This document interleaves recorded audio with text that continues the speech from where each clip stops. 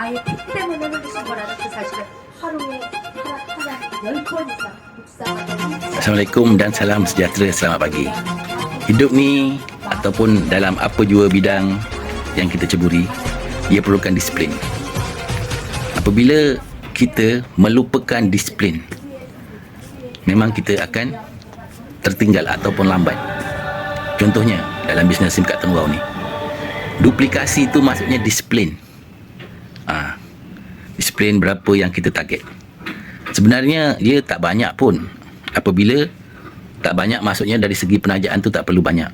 Cuma perlu mematuhi disiplin.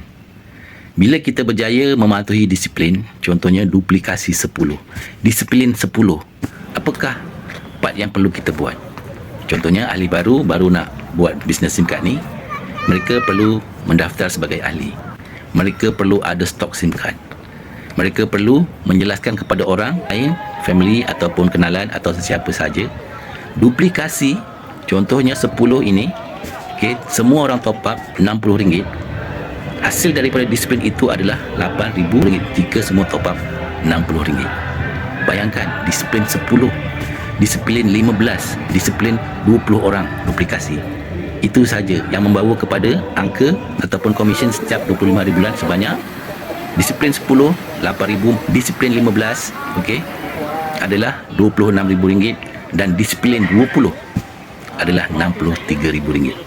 Jadi kita perlu semak dahulu apakah makna disiplin itu, supaya apa yang kita buat, pemikiran yang kita buat, latihan yang kita buat, okey, peluang yang kita nak capai itu berbaloi dengan masa dan tindakan yang kita ambil. Kita nak membuang masa bertahun-tahun sampai 2, 3, 4, 5 tahun tak capai lagi target, tak perlu.